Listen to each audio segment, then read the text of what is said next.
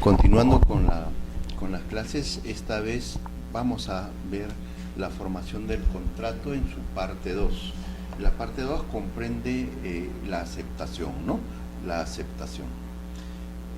Habíamos visto qué cosa es la oferta y habíamos dicho que la oferta es la manifestación de voluntad del oferente y en consecuencia la aceptación será la manifestación de voluntad del destinatario de la oferta, ¿no? La aceptación, al igual que la oferta, ha sido definida como declaración de voluntad emitida por el destinatario. Claro, no es igual que la oferta, definitivamente, ¿no? Pero es igual que la oferta, es declaración de voluntad, pero a diferencia de la oferta, esta es emitida por el destinatario y dirigida al oferente. Nuevamente, esta manifestación tiene el carácter recepticio y por lo tanto tiene que estar dirigida al oferente, mediante el cual se comunica pues la conformidad, ¿no? con la oferta o de la oferta, ¿no? Mediante esta aceptación el destinatario queda convertido, ¿no? de ahora en adelante, ¿no? como parte de la relación contractual, es decir, como aceptante. O sea, el aceptante, al formular su manifestación de voluntad, queda vinculado en la relación jurídica contractual, ¿no? en relación pues al oferente, En este caso se habría formado una relación contractual, ¿no? Una relación contractual. Esta aceptación es simplemente una declaración y está aceptando la oferta, ¿no? sin condicionamientos, sin cambios, sin modificaciones. Pero si hay alguna modificación, como ya lo habíamos manifestado, esta se convierte en una contraoferta, mejor dicho, en una nueva oferta, y esta oferta entonces convierte al destinatario en oferente y al oferente primigenio en destinatario, de tal forma que el contrato ya no se va a producir por la declaración del primigenio destinatario, sino por el primigenio oferente, que en este caso se ha convertido en destinatario de la oferta, ¿no? La aceptación es una declaración de voluntad, ¿no? dando conformidad a la oferta, ¿no? dando conformidad a la oferta. En la Enciclopedia Jurídica Española se considera como la admisión por alguna de las cosas que se da, dice, ¿no? de la proposición que se hace o del encargo que se confiere. O sea, ¿qué cosa es una aceptación? Es la admisión, ¿no? de alguna cosa. Esa es la aceptación, ¿no? O la admisión al encargo que se le confiere. Según Gómez de Plaza, es la declaración de voluntad que emite el destinatario de la oferta o el primero de ellos cuando aquella se dirigió a un número indeterminado de personas, ya que es necesariamente individual, por lo que aquel da su conformidad a la misma. En este último supuesto, como ya también lo habíamos expresado, en este caso será pues una oferta al público, ¿no? Como observamos, existe consenso en reconocer que la aceptación es una declaración de voluntad de carácter recepticio. ¿Por qué de carácter recepticio? Porque está destinado al oferente y que debe coincidir con los mismos términos de la oferta y da nacimiento al contrato.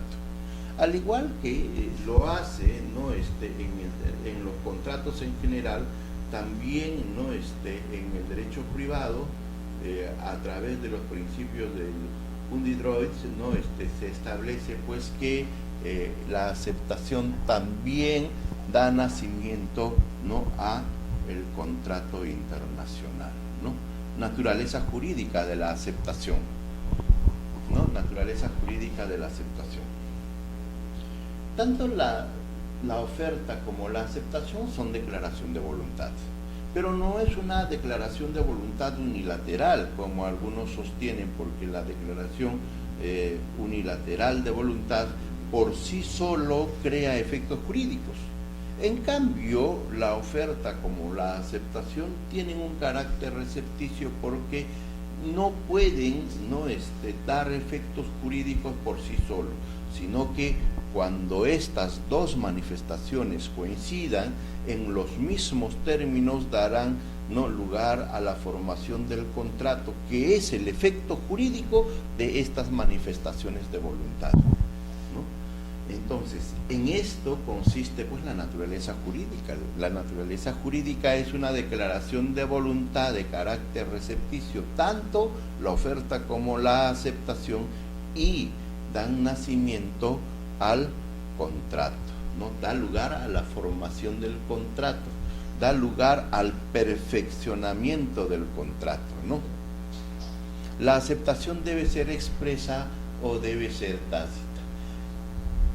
Como toda manifestación de voluntad, ¿no? La manifestación puede ser, ¿no?, de manera expresa cuando indubitablemente, ya sea verbal o por escrito o por cualquier medio, resulta una declaración inequívoca en determinado sentido. En cambio, es tácita cuando por actos indirectos, ¿no?, se estaría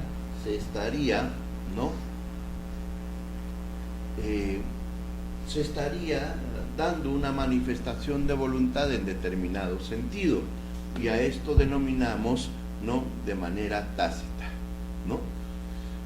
Y decimos entonces, en el supuesto de que la aceptación se produzca en forma tácita, es cuando el aceptante realiza una serie de actos conducentes o que representen su conformidad con la oferta. No dice de manera expresa, verbal, ¿no?, o escrita, que está aceptando, sino que realiza actos como el de iniciar, ¿no?, las obras, ¿no?, que se señalan en el contrato, y pues tácitamente está aceptando, ¿no?, la oferta, ¿no? La oferta inicia los trabajos que está proponiendo el oferente, entonces estaría aceptando esta oferta. Debe considerarse que son actos de aceptación tácita de la oferta los que figuran con la ejecución de la prestación contractual o la preparación de la ejecución, ¿no? La regla general es que cuando uno inicia, ¿no?, una determinada prestación que está formulada en la oferta, debiera comunicarse en forma inmediata al oferente, para que de esta manera no se vea pues perjudicado, ¿no? Aquí tenemos que hacer una diferencia, ¿no? El silencio no importa una manifestación de voluntad. El Código Civil señala que el silencio importa manifestación de voluntad cuando las partes han querido dar ese efecto al silencio anteladamente, está claro está, ¿no? O cuando el ordenamiento jurídico le da efectos a ese silencio, ¿no? En el entendido siguiente, ¿no? Si no contesta la demanda, el ordenamiento jurídico dice, se entiende que está no conforme con los términos de la demanda, su conformidad con la demanda, y eso un determinado ordenamiento lo puede señalar. Si eso es así, ¿no?, el silencio tiene efectos de manifestación de voluntad si y solo si el ordenamiento jurídico le está dando ese efecto. Si no, no tiene ese efecto. Otra de las características que debe tener la oferta es que debe coincidir. Una de las características que debe tener la aceptación es que debe coincidir con la oferta. La aceptación debe corresponder exactamente y en todos los puntos, ¿no?, con la oferta, sin el cual no se podría formar el contrato, ¿no? Si hay algún desacuerdo en alguno de los términos del contrato, no se habría producido. Más bien, esto genera una nueva oferta que debe ser aceptada por el oferente, quien se convierte entonces en destinatario de la nueva oferta, y así sucesivamente. hasta quedar conforme con todos los términos. El Código Civil señala que no existe contratos, ¿no?, si las partes no están de acuerdo en todos los términos del contrato, así los términos del contrato sean minúsculos, ¿no? Entonces es un principio. Para que exista contrato, las partes deben estar de acuerdo en todos los términos del contrato, sin el cual no hay contrato.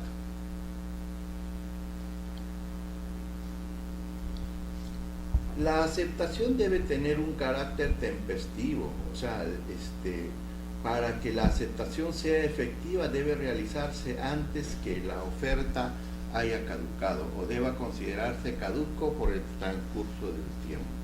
El carácter tempestivo es precisamente lo que hace que la aceptación no deba formularse en cualquier momento.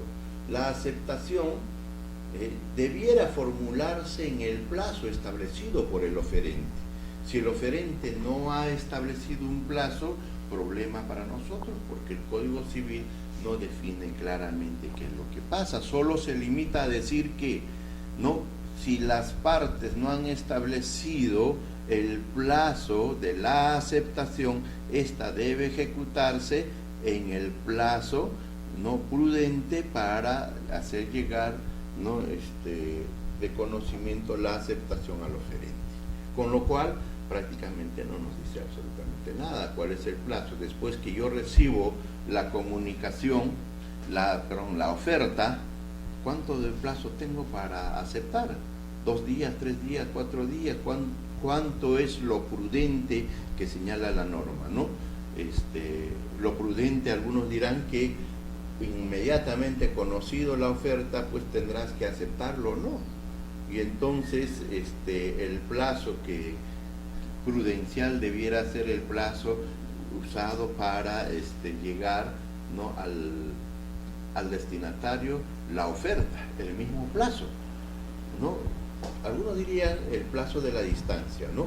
Pero en buena cuenta, para no caer en estos problemas de inseguridad, en estos problemas de incertidumbre, lo que nosotros debiéramos decir en el contrato, si formulamos una oferta y es entre personas no distantes, no presentes, sino ausentes, lo que debiéramos señalar es cuál es el plazo que tiene el destinatario de la oferta para formular la aceptación. Claro está, y hay que recalcarlo nuevamente, si es formulada entre contratantes presentes, ¿no?, donde hay una inmediación, donde estamos presentes, donde no hay espacio que separe, en ese caso, formulada la oferta, al no aceptarse inmediatamente, esta oferta caduca. Pero este es el caso de los contratos entre presentes, pero distinto es el contrato entre ausentes. Lógicamente habrá un plazo que llega la oferta al domicilio del destinatario y el destinatario tendrá que tomar ahí un plazo porque no puede ser inmediato. Prudencial, dice la norma, para hacer llegar a conocer la aceptación, pero ahí está, ¿no?, la incertidumbre que estamos mencionando. Para evitar esto, en los contratos entre ausentes, el abogado debe tener cuidado en formular cuál es el plazo que tienen las partes o la parte o el destinatario para formular la aceptación, ¿no? Él dice, para determinar el carácter tempestivo de la aceptación, la doctrina española ha elaborado algunos supuestos. El primero de ellos es cuando la oferta ha prefijado un término para la aceptación, ¿no? Esta última deberá efectuarse entonces antes que transcurra dicho plazo. En este caso no basta con aceptar en el plazo previsto, sino que el oferente debe conocer la aceptación dentro del término establecido. De lo contrario, la aceptación no surtirá efectos. Mire, en la doctrina española, entonces, lo que tenemos es que se ha fijado o se debe prefijar el plazo en el que el destinatario de la oferta debe hacer llegar, ¿no?, la aceptación. Si llega en ese plazo, se habrá efectuado el contrato, y si llega después, no hay contrato. El segundo supuesto dice que en caso que el oferente no haya instituido plazo para aceptar, esta debe emitirse en un plazo razonable. También la legislación española, la doctrina española, habla de un plazo razonable, lo que no entendemos a qué se refiere el plazo razonable. En todo caso, vuelvo a insistir, ¿no?, que el abogado en este caso debe tener, ¿no?, el cuidado de establecer un plazo en el que debe producirse la aceptación. Caso contrario, vamos a tener dudas si se ha formado o no se ha formado el contrato, porque una parte dirá que sí y la otra parte dirá que no, cuando hay un desacuerdo con referencia a la formación del contrato. Cuando se habla del plazo razonable, significa que el aceptante no debe someter al oferente a un tiempo indefinido de espera. Por último, tenemos que para los casos que la oferta sea verbal, debe aceptarse inmediatamente. Esto está cuando ya la oferta sea entre presentes, es decir, no se interrumpa entre la aceptación, ¿no?,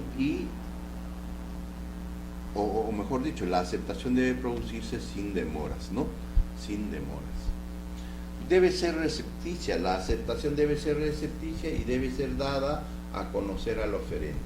Al igual que la oferta tiene un carácter recepticio, y esta aceptación va dirigida netamente al oferente. Así como la aceptación tenía requisitos, esta vez también vamos a tener requisitos para la aceptación. Miren, en primer lugar, habíamos señalado que la oferta debe ser de tal manera que la aceptación debe producirse no con un sí. Y entonces uno de los requisitos de la aceptación debiera ser, ¿no?, que la aceptación debe ser pura y simple, ¿no? Si hay algún condicionamiento, alguna modificación, ¿no?, alguna alteración de los términos de la oferta, esta debe considerarse como una contraoferta, o mejor todavía, como una nueva oferta donde el oferente es el primigenio destinatario y el destinatario será el primigenio oferente, y que el contrato se producirá, ¿no?, con la aceptación del oferente, primigenio oferente, ¿no? Eso está. Una segunda característica de la aceptación es que la aceptación debe producirse en un plazo oportuno. ¿Y qué quiere decir, no, un plazo oportuno? En el plazo que fije el oferente a efectos de que se formule la aceptación, ¿no? Como hemos ya comentado, al formularse la oferta, el oferente debe señalar el plazo en que debe producirse la aceptación. En este caso, si la aceptación llega con posterioridad, no habrá producido los efectos de aceptación. Es una declaración de voluntad, sí, pero no tiene el efecto de aceptación toda vez que no llegó en el plazo oportuno, ¿no? Ahora, ¿qué plazo? Ya hemos establecido, las partes deben fijar, en este caso, el oferente debe fijar el plazo en que debe llegar la aceptación. Y si no, la ley dice que es el tiempo prudencial, ¿no?, para que pueda llegar la aceptación al oferente. Al igual que habíamos comentado en la oferta, también es importante la forma. La forma, ¿en qué sentido? Si el acto que nosotros estamos celebrando no tiene una formalidad solemnitate, por lo tanto los efectos de ese acto están supeditados a que se observe la formalidad a solemnitate. Caso típico de la donación. Si la oferta fue, ¿no?, a través de una escritura pública comunicada al destinatario, el destinatario lógico debe formular también la aceptación a través de la escritura pública. Si no lo hace, entonces no se cumple la formalidad, y si no cumple la formalidad no hay contrato de donación. Podría haber tratativas, ¿no?, sobre la donación. Entonces las partes tendrían nuevamente que otorgar una escritura pública. Ya no basta solamente la comunicación, sino tendrán que señalar día y hora donde otorgarán la escritura pública, y el contrato ha de producirse en ese momento, ¿no?, cuando se otorga la escritura pública. Antes no hay. No podrán haber tratativas, pero esas tratativas no obligan a las partes. Para que la donación obligue a las partes, estas tienen que formular, ¿no?, dicho acto a través de escritura pública. Aceptaciones no declarativas. Habíamos señalado que el silencio importa manifestación de voluntad cuando la ley o el convenio le atribuyen ese significado. Las partes, conforme al artículo 142, anteladamente deben señalar, ¿no?, como un marco jurídico que va a regular las relaciones entre estas dos personas, que cuando una de las partes no manifieste su voluntad, ¿no?, entonces la otra parte entenderá su conformidad, ¿no?, o su rechazo, según, ¿no?, estén atribuyendo este carácter a nivel de del pacto previo, ¿no?, del pacto previo. O si no, también la norma puede establecer, ¿no?, los efectos al silencio de voluntad. Miren ustedes la ley de simplificación administrativa. Dice: cuando la administración no se pronuncia en un plazo determinado, entonces el administrado puede, ¿no?, considerar denegado su solicitud o aceptada su solicitud, según sea, ¿no?, que cae, pues, ¿no?, silencio positivo o silencio negativo.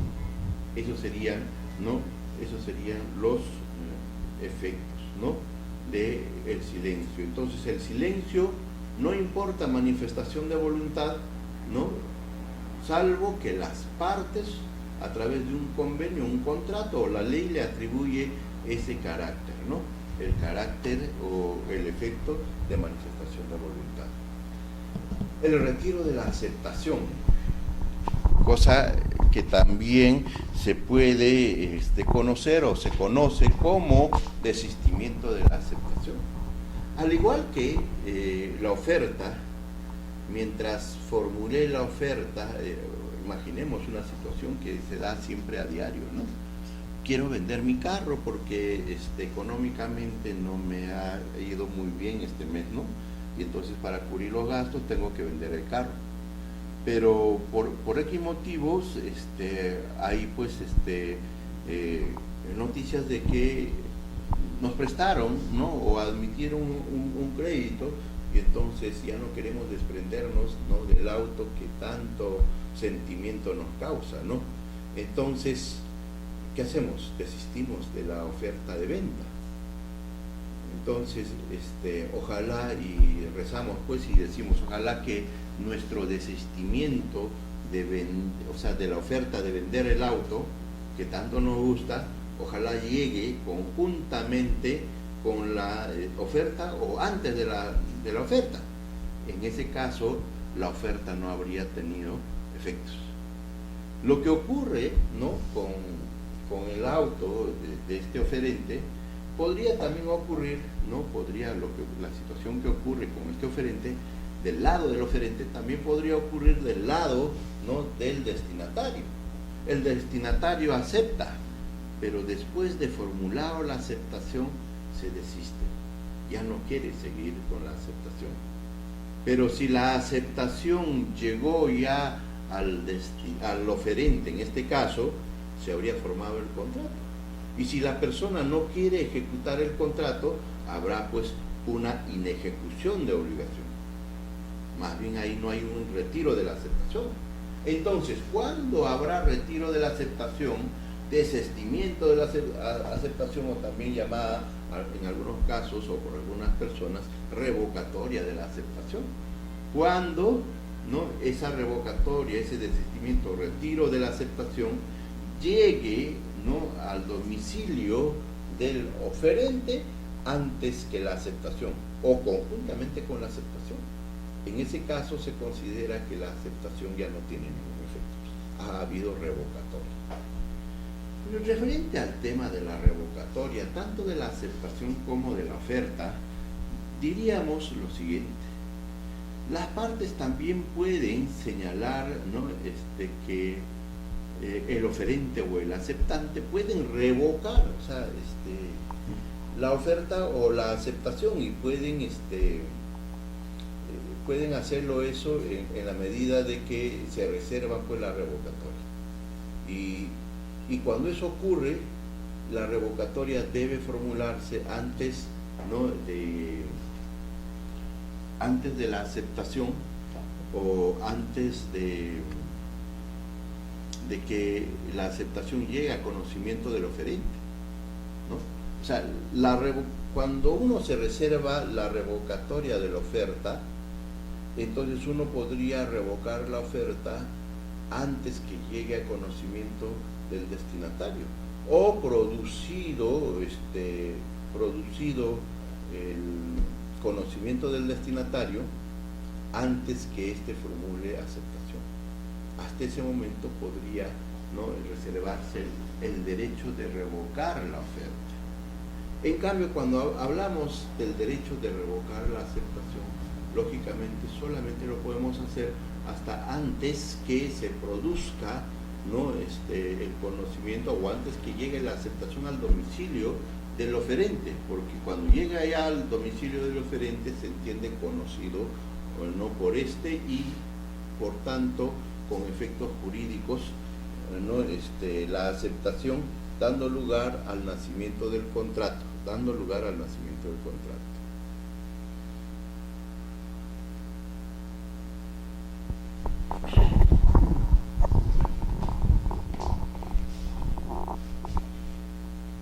Todos los actos jurídicos en general pueden, ¿no?, celebrarse directamente por las personas interesadas.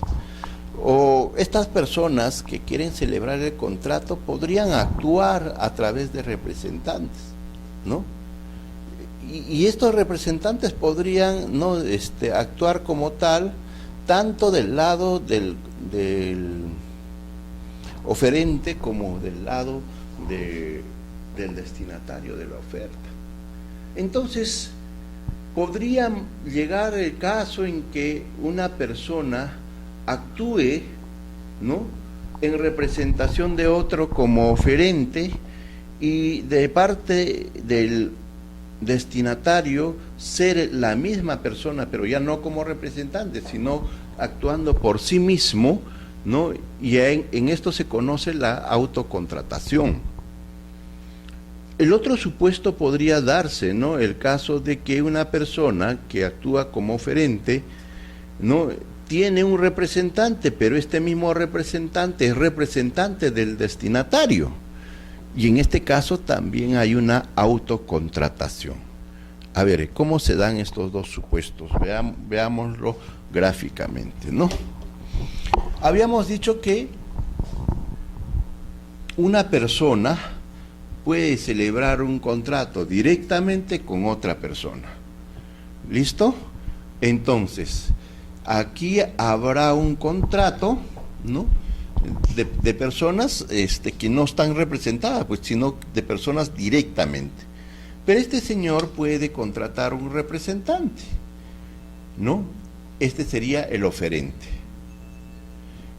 En este caso, el oferente actúa a través de representante. Y como saben ustedes que actuar a través de un representante es como actuar uno mismo. Pero en este caso, el representante no se relaciona con la otra parte. O sea, no es la persona directamente, sino a través de su representante. Ese sería un supuesto En este caso, actuando esta persona en representación, esta misma persona es el representante. O sea, a ver, el contrato se celebra a través de representante, ¿no? Y ese representante a la vez es Juan, ¿no? Juan. Pero ese es un supuesto, entonces, un supuesto de autocontratación, donde el representante es la misma persona que el destinatario, ¿no? El destinatario. En este caso hay, ¿no?, autocontratación. El otro supuesto es que el destinatario, en este caso Juan, también actúa a través de representante. Entonces, a través de representante, pero el representante del oferente como la del destinatario son la misma persona. Estos dos son la misma persona. En esos dos supuestos hablamos de la autocontratación. Dice, ¿no? La autocontratación implica una simplificación subjetiva en negocios bilaterales. Las dos partes, por exigencia estructural, subsisten, pero el autor del negocio es la misma persona. En el primer caso, el representante actúa, ¿no?, como oferente, pero ese representante es la misma persona, ¿no?, del destinatario. Y en este caso se celebra el contrato, pues, ¿no?, por Juan siendo representante del oferente. Y en el segundo caso, tanto el oferente como el destinatario tienen un mismo representante. El mismo representante, vale la redundancia, representa a ambas partes. Y ahí hablamos de autocontratación, ¿no? Y esta lámina nos dice eso, pues la autocontratación puede darse de dos formas. El autor del negocio actúa en su propio nombre, ¿no? Y a través de, ¿no?, y en el de su representado, que es el primer supuesto que hemos dado, ¿no? Y el segundo supuesto es que el autor del negocio actúa en nombre de dos personas a las que representa. Las dos partes, el oferente es representado, el destinatario también es representado, pero los representantes, tanto del oferente como del destinatario, es la misma persona. Y lógicamente, al existir esto, aparentemente podría haber conflicto de intereses, ¿no?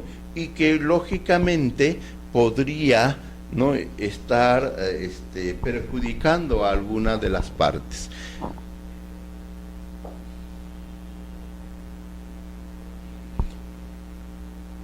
El obstáculo que tradicionalmente se viene encontrando en este tipo de contratos es que no parecen existir dos voluntades plenamente autónomas, enteramente libres, sino una única voluntad, y que aparentemente habría un provecho de uno en perjuicio del otro, ¿no? Aparente, no real, ¿no? Porque perfectamente se podría dar, ¿no?, la representación, ¿no?, de un interés del representado y el interés propio, ¿no?, autónomamente por una misma persona. El autocontrato en sentido estricto es un contrato consigo mismo, es decir, cada uno cierra el negocio consigo mismo, ¿no?, consigo mismo.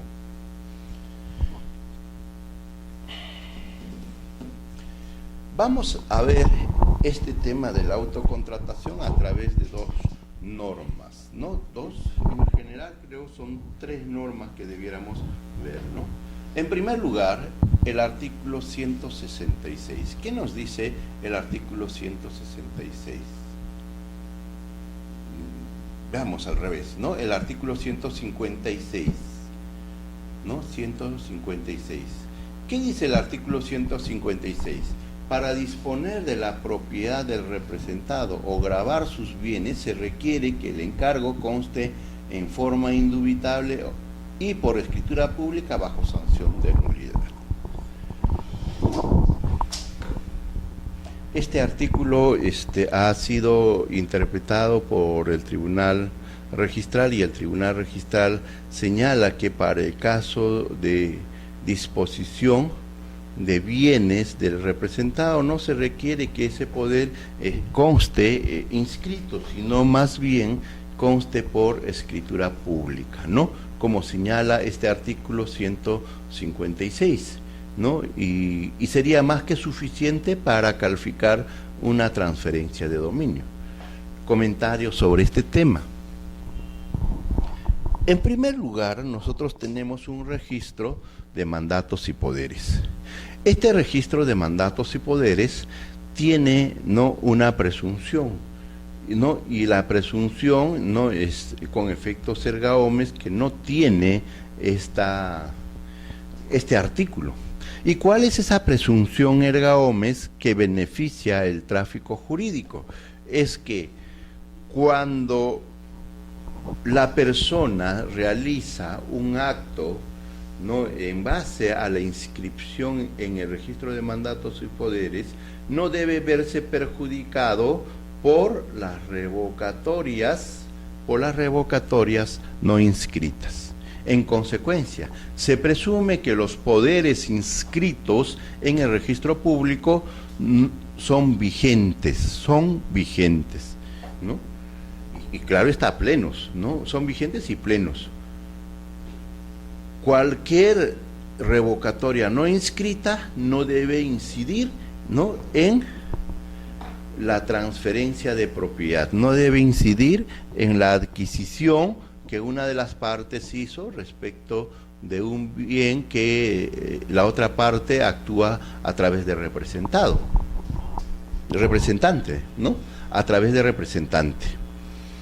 Situación que no ocurre acá. Es decir, si yo quiero comprar y el vendedor, ¿no?, actúa a través de poder, mejor que ese poder esté inscrito, porque en caso de que exista una revocatoria de ese poder, a mí no me alcanzará esa revocatoria en la medida que yo contrato con un poder que en el registro aparecía como vigente, no revocado, entendiendo que está vigente.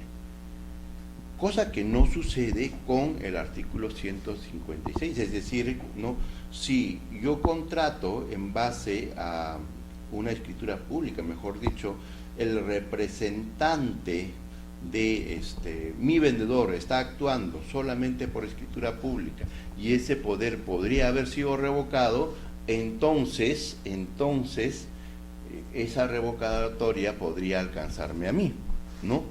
Ahora, ¿cómo viabilizar y cómo decir y saber que este poder puede estar revocado, estar seguro que no esté revocado?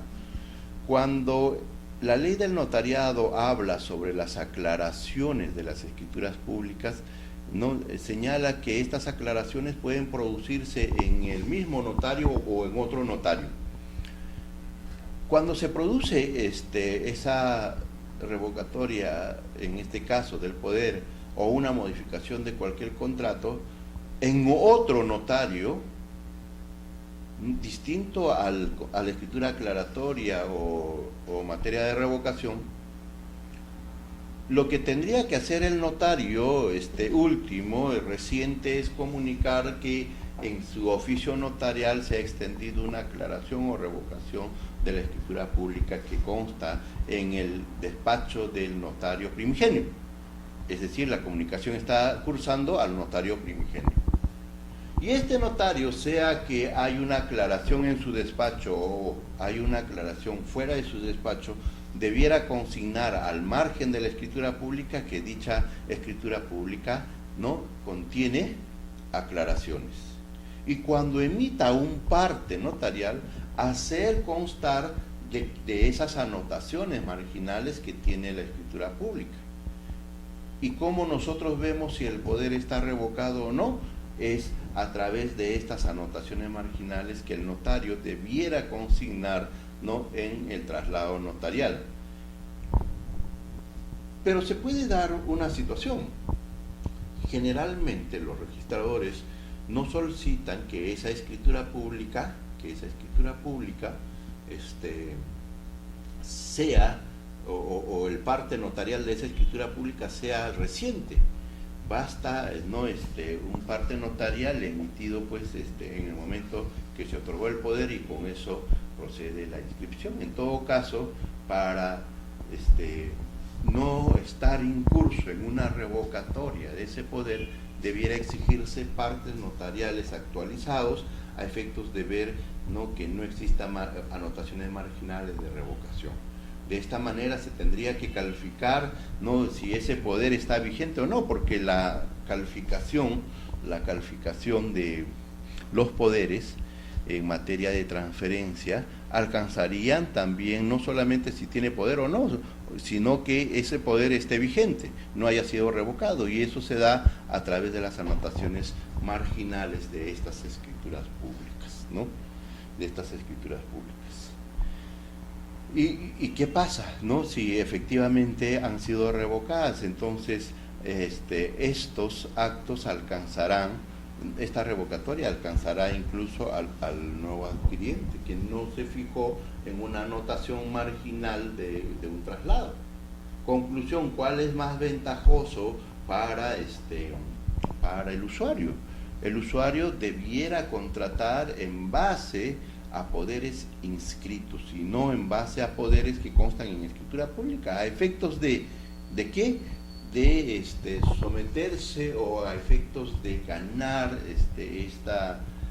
esta presunción, ¿no?, de estar inmersos en la presunción de que el poder o la revocatoria de un poder no afectará si esta revocatoria no estaba inscrito al momento que yo he contratado.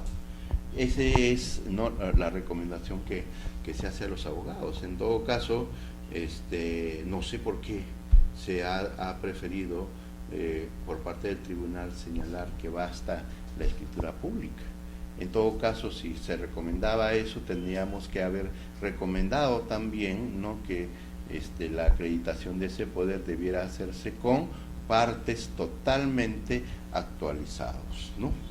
Bueno, en todo caso, no solamente debe constar en escritura pública mínimamente, sino que debe el encargo constar en forma indubitable. No debe haber dudas sobre el carácter de disposición. Si hay dudas, solamente tendríamos, pues, no un poder de administración, ¿no?, de un poder de administración, pero de ninguna manera no poder de disposición.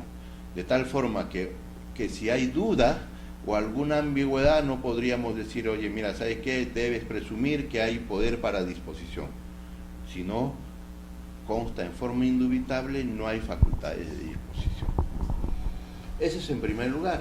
En segundo lugar, entonces, desde esta perspectiva, una persona que interviene en una compraventa, en un contrato consigo mismo, no podría, siendo que su poder es solo de administración, no podría celebrar un contrato consigo mismo de disposición.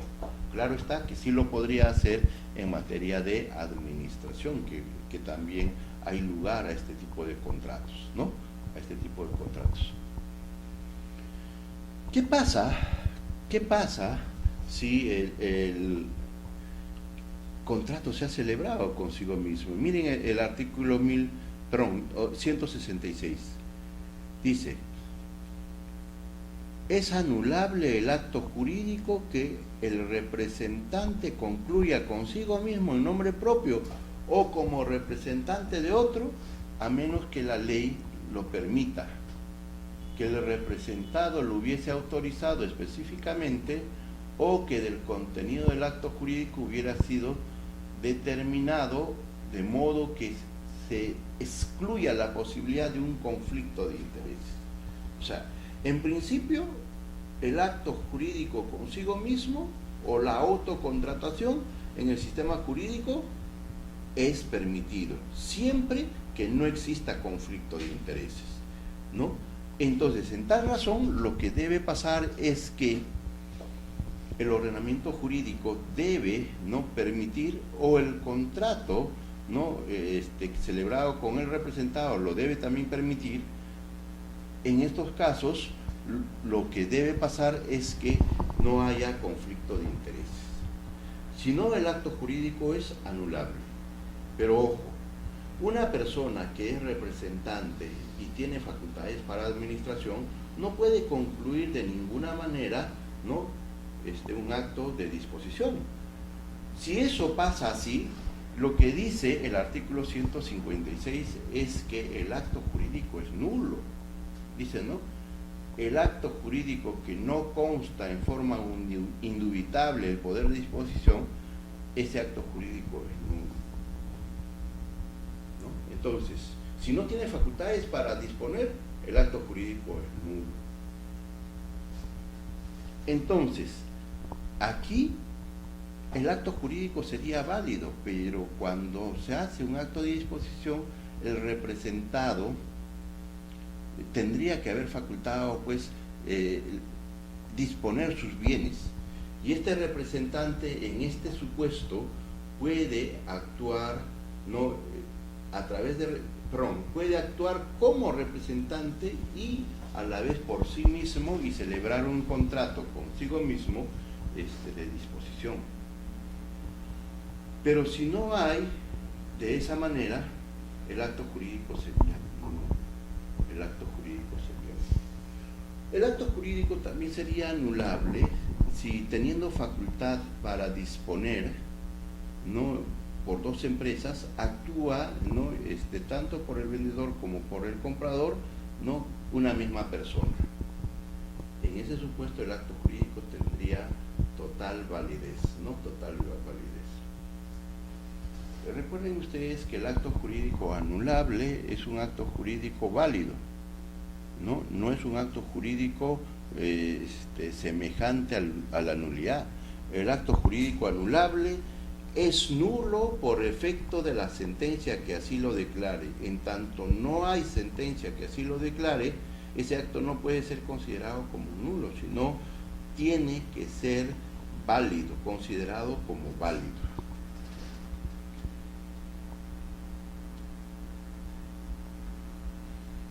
Entonces, hasta aquí terminó la parte de la formación del contrato. Ya vimos cómo se perfeccionó el contrato, cómo nació el contrato. A continuación vamos a ver, ya esto también lo hemos tratado a partir de la formación del contrato, pero lo vamos a hacer un poco más digerible, la contratación entre ausentes, ¿no? Entre ausentes. Tenemos el concepto de contratación entre ausentes, tenemos los problemas que se presentan, las teorías, ¿no?, de cuándo se forma el contrato, que también ya lo vimos para ver el tema de cuándo surge el contrato, el dogma de la formación no bilateral, los contratos tal vez modernos que podamos llamar, ¿no? Entonces, ¿a qué llamamos contratación entre ausentes? El concepto de ausencia y presencia tienen bastante que ver con estas instituciones. Se dice que los contratos entre ausentes son contratos que celebran personas separadas una de otras o alejadas de un lugar determinado, o estando presentes no tengan posibilidad de diálogo por diferentes razones, por ejemplo, el uso de un cajero automático, dice, ¿no? A raíz de eso vamos a comentar también cómo se perfecciona el contrato electrónico, ¿no?, que también es considerado como un contrato entre ausentes, por esta última parte que hemos hecho presente, ¿no? Mientras que los contratos entre presentes son contratos celebrados por personas que están en forma instantánea, ¿no? Instantánea. Están uno al lado del otro, ¿no? Eso es, ¿no?, los contratos entre presentes. Momento y lugar de la formación del contrato. Los contratos a distancia se perfeccionan desde que el oferente, ¿quién es el oferente? El que lanza la oferta, conoce de la aceptación del destinatario de la oferta, del recipiente de la oferta, dice, ¿no?, nuestra PPT. El contrato solo existe cuando ambas partes están informados de que hay un acuerdo entre ellos y se da ante la coincidencia de las voluntades, ¿no?, tanto de la oferta como de la aceptación. Esas voluntades a que se refiere es la oferta y la aceptación. Conocida la aceptación del contrato, se perfecciona en los términos generales en el momento y lugar que cierra el circuito, es decir, en el momento y lugar de la recepción de la aceptación por parte del oferente. Ese es el momento y lugar de perfeccionamiento del contrato. La revocación de la oferta. A manera de repaso, entonces, vamos a volver a señalar que la oferta es una manifestación de voluntad hecha por la persona llamada oferente, ¿no?, solicitante o proponente a un sujeto determinado que es destinatario o a un público con la finalidad de celebrar un contrato que debe contener los elementos esenciales del contrato, con la finalidad de que el destinatario, con solo decir sí, acepto, no se forme el contrato. De esta manera, la revocación de la oferta se encuentra estipulado o regulado en el artículo 1384 del Código Civil y señala: la oferta deja de ser obligatorio si antes o simultáneamente con su recepción llega a conocimiento del destinatario la declaración del oferente, en el sentido que puede revocarla en cualquier momento antes de su aceptación. Ojo, acá un comentario, ¿no? Nosotros habíamos señalado que la oferta es vinculante o es obligatorio a partir de que es conocida por el destinatario. Mejor dicho, si el destinatario acepta, entonces se habrá formado, ¿no?, el contrato. Cuando la aceptación se produjo durante la vigencia de la oferta. Claro está, ¿no? Claro está. Entonces habíamos señalado que la oferta no es vinculante y por lo tanto puede desistirse de la oferta del oferente, ¿no? ¿Hasta qué momento? Hasta que esta oferta llegue al domicilio del destinatario o llegue la revocatoria o el desistimiento conjuntamente con la oferta en el domicilio del destinatario. En esos casos, ¿no?, en todo caso sería una oferta no vinculante, Pero acá el código en el 1384 dice que la oferta deja de ser obligatorio, deja de ser vinculante. Sí, dice, ¿no? Antes o simultáneamente con la recepción de la oferta, llega a conocimiento del destinatario la declaración del oferente en el sentido que puede revocarlo en cualquier momento antes de su aceptación. Esto ya no estamos hablando propiamente de el carácter revocatorio de la oferta, mejor dicho, lo natural que ocurre con la revocación de la oferta, sino que se extiende más allá de la comunicación o de la recepción de la oferta que hace, o sea, se extiende un tiempo posterior a la recepción de la oferta, o sea, que en cualquier momento la parte oferente puede decir: ya no revoco la oferta y esto debe producirse hasta antes de la aceptación. O sea, va más allá. Nosotros habíamos dicho que el desistimiento solo puede formularlo, ¿no?, hasta el momento de la recepción de la oferta por parte del destinatario. Pero esta facultad de revocar lleva más allá. En todo caso, no es natural que esto suceda, por eso es que señala el artículo 1384 que la oferta deja de ser obligatorio si el oferente señala el carácter revocatorio. Es decir, yo puedo revocarlo, yo puedo desistirme en cualquier momento antes de la aceptación, y sobrepasa, ¿no?, la recepción de la oferta, el plazo de recepción de la oferta. Entonces, esto más bien es una facultad de revocar que la parte se reserva, ¿no? Que no es natural, es excepcional. Es excepcional. Pero lo natural es que la persona del oferente pueda revocar su oferta antes de que la oferta llegue al domicilio del destinatario, o conjuntamente, ¿no? Con la oferta llegue, ¿no? La revocatoria o el desistimiento. Lo otro es facultad de revocar que se habilita el oferente más allá de este término que hemos señalado, ¿no? El retiro de la aceptación. Mire, al igual que la oferta, la aceptación también puede desistirse o puede retirarse, y entonces no carece de fuerza vinculante. En este caso, dice, ¿no? La aceptación carece de fuerza vinculante mientras no llega a conocimiento ¿de quién? Del oferente.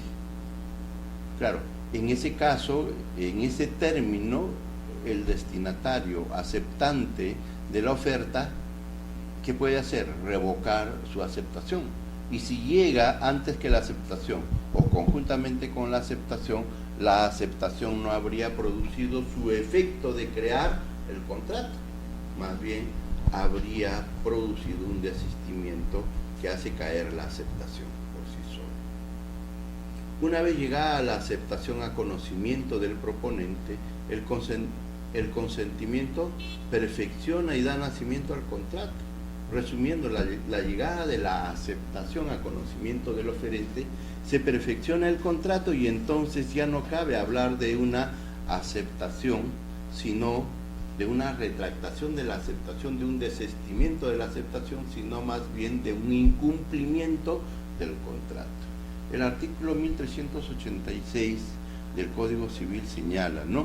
Se considera inexistente la aceptación si antes de ella o junto con ella llega a conocimiento del oferente la retractación del aceptante.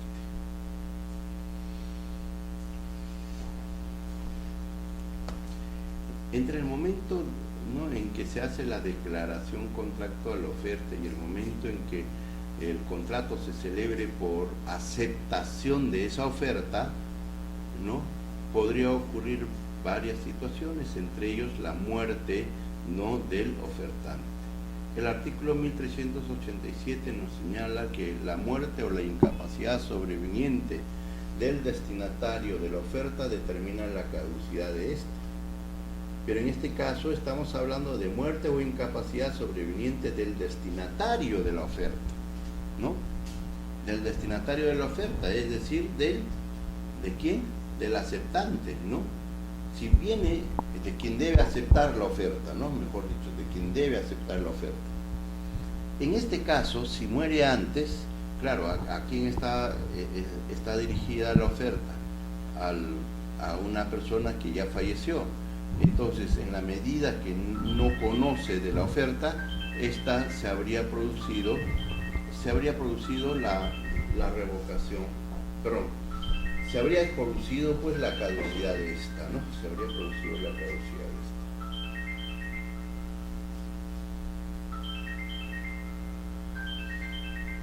esta. Aceptación tardía de la oferta, ¿no? El régimen peruano considera que la aceptación tardía como contraoferta. Un momento.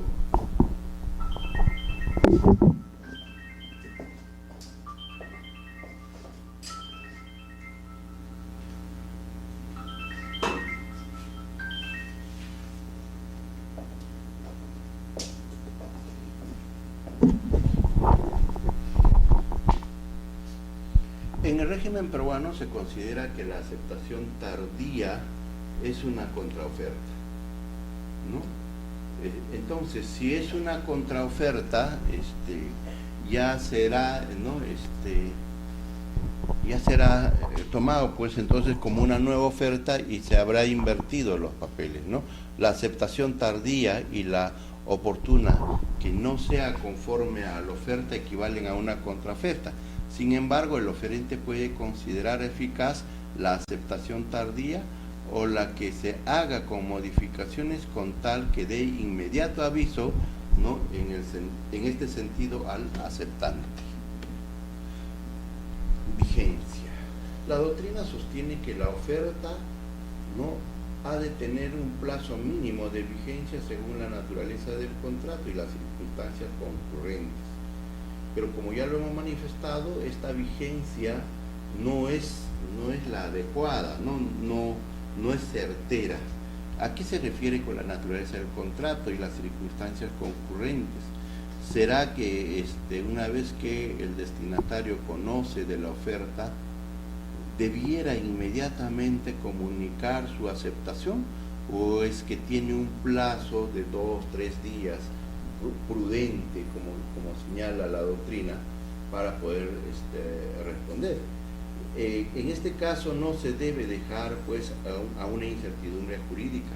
Lo que debe ocurrir es que las partes, ¿no?, deben procurar no evitar cualquier incertidumbre. En este caso, el oferente debe señalar el plazo en que debe producirse, ¿no?, la aceptación. La oferta caduca cuando el destinatario la rechaza expresamente o cuando transcurre el tiempo establecido por el oferente para su aceptación sin que ésta se haya producido, o producida ésta, llega pues tardíamente, ¿no?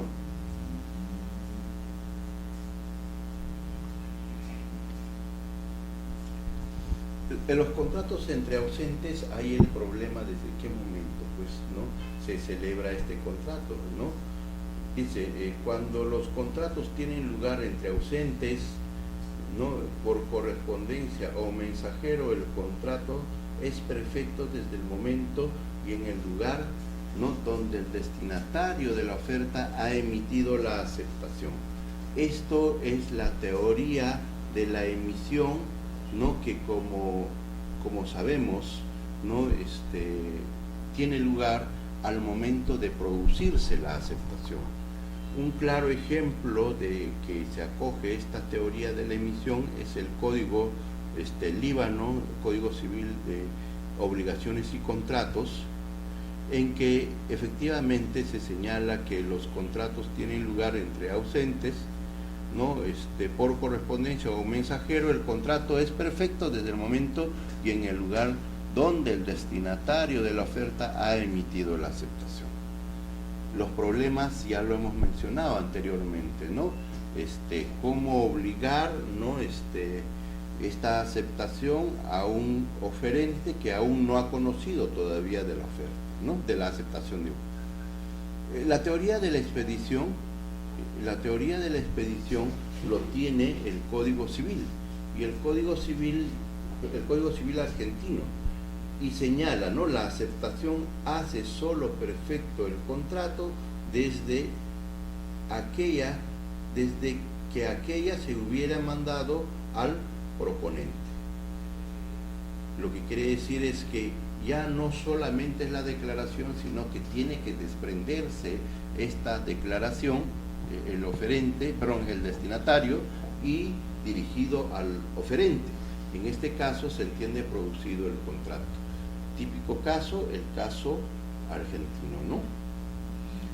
La teoría de la recepción, ya sabemos que en la teoría de la recepción los contratos se perfeccionan al momento que llegan la aceptación, estamos hablando, al domicilio del oferente, mientras que la teoría de la cognición, ¿no?, tienen efecto desde el momento en que la aceptación es conocida por el oferente.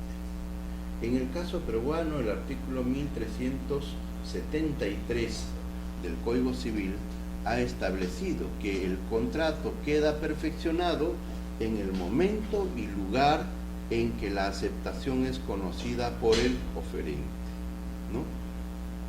El contrato queda perfeccionado en el momento y lugar en que la aceptación es conocida por el oferente. Y también el código mismo señala que se presume cuando llega al domicilio, ¿no?, del oferente. para terminar, ¿no?, esta clase, vamos a ver cómo se produce, ¿no?, el contrato entre ausentes, tratándose de contratos electrónicos, contratos a través de la web, ¿no? ¿Qué pasa? A ver, para ver este punto, nosotros tenemos que tratar algo que es un principio en los contratos virtuales o contratos electrónicos. A ver, se dice que en el mundo virtual, en el mundo electrónico, en el mundo virtual, ¿no?, todas las cosas que suceden deben ser semejantes al mundo real, Todo lo que sucede en el mundo real debe estar representado en el mundo virtual.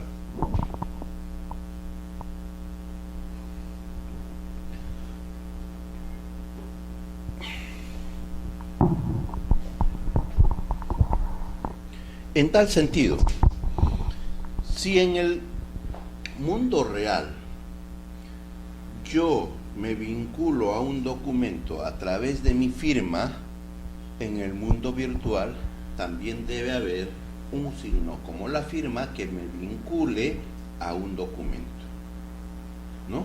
Entonces, mientras que en el mundo real, ¿no?, mi firma, mi característica de firma manual me hace autor de un documento, en el mundo virtual también, ¿no?, el hecho de que yo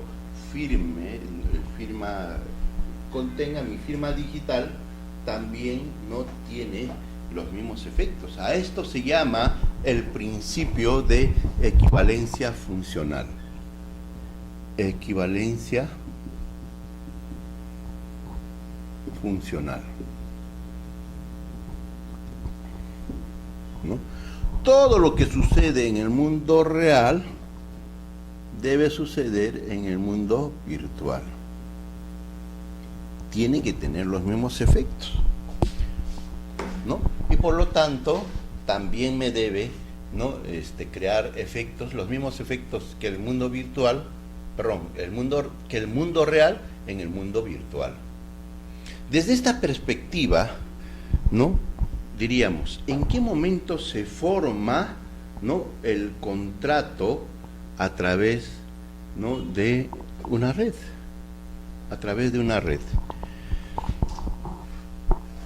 Nosotros vamos a suponer que llegamos a un contrato, a celebrar un contrato a través de un correo electrónico. ¿Ya? A través de un correo electrónico. Claro está que el correo electrónico pues nos va a identificar plenamente quiénes somos, etcétera, ¿no? Y si el correo electrónico tiene una firma virtual, plenamente se habrá identificado que mi manifestación de voluntad, ¿no?, a través de este correo electrónico produce efectos, ¿no?, porque ya es certero que el que está usando ese correo, no nada más ni nada menos que soy yo, ¿no? Bueno, pero por el momento será otro el momento en que podamos ver cuáles son las firmas electrónicas y cuáles son los efectos.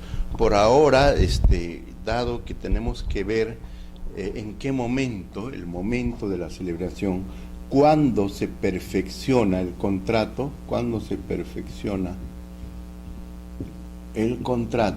nosotros vamos a limitarnos en la contratación electrónica a decir, ¿no?, en qué momento se va a celebrar el contrato, en qué momento se ha producido el contrato.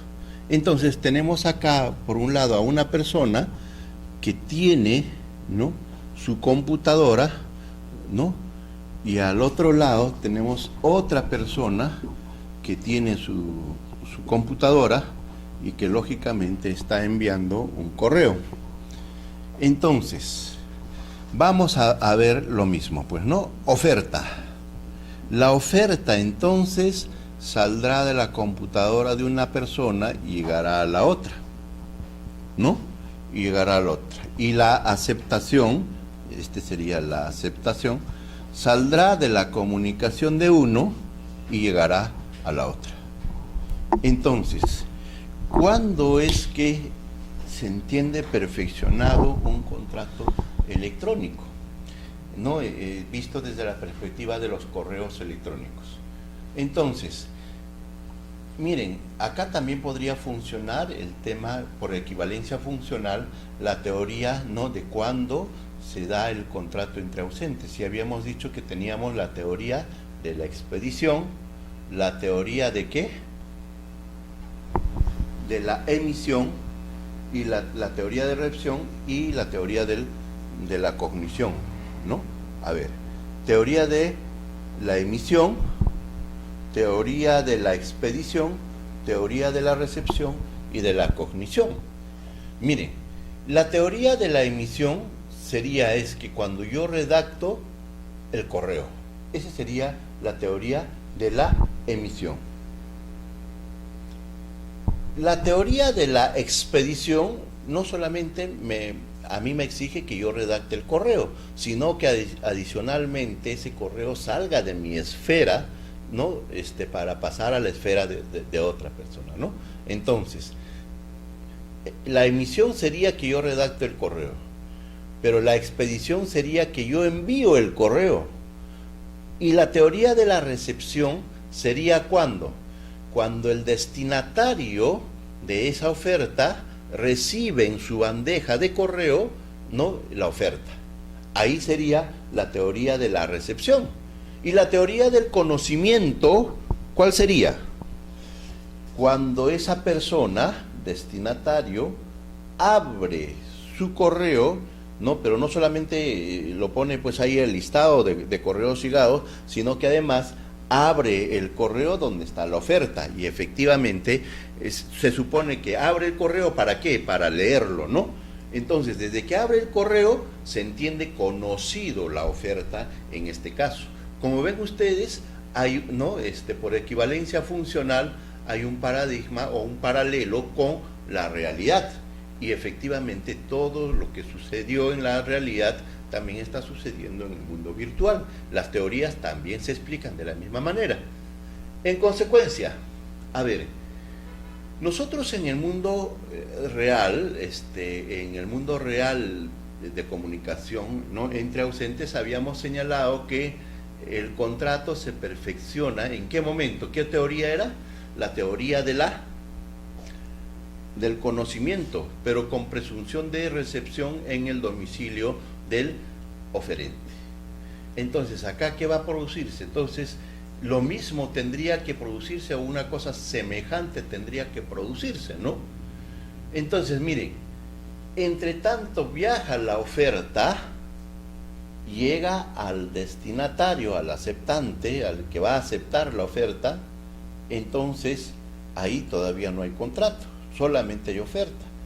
Cuando se produce la aceptación, escribes correo de aceptación, sale, cuando sale ese correo, teoría ya de la expedición, y llega al domicilio, en este caso virtual sería, ¿no?, del oferente. Entonces aquí aparentemente se habría producido, ¿qué cosa? Se habría producido, ¿no?, el contrato, porque ahí se da la coincidencia de voluntades. Pero habíamos dicho que en la teoría, ¿no?, en el mundo real, es que acogemos la teoría del conocimiento con presunción de ¿qué? De recepción, o mejor dicho, asumimos la teoría de la recepción pero con presunción de conocimiento. Pero acá, ¿por qué vamos a presumir? Si cuando llega la dirección a la bandeja del ofertante, del oferente, ahí está la aceptación. Si adoptamos la teoría del conocimiento, que es la que estamos presumiendo, entonces tendría que perfeccionarse el contrato en el momento que el oferente abre el correo. ¿Para qué? Para poder leer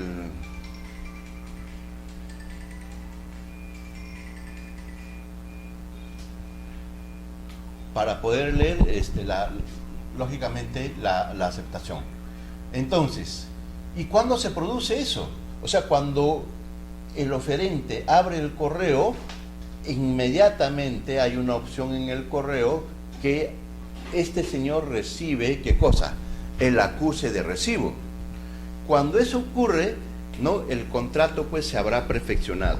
En este esquema, la norma dice, ¿no?, que se perfecciona el contrato cuando el aceptante recibe el acuse de recibo ¿de qué? De que el oferente abrió pues la aceptación, ¿no? Abrió la aceptación. O mejor dicho, el acuse de recibo significa que el oferente conoce de la aceptación porque lo ha abierto el correo. Esto es, ¿no?, cómo se perfecciona entonces los contratos electrónicos. Recapitulando, el contrato electrónico se perfecciona con el acuse de recibo. ¿De quién? Del aceptante, con el acuse de recibo, ¿no?, que llega ¿a quién? Al aceptante de parte del oferente, del correo del oferente.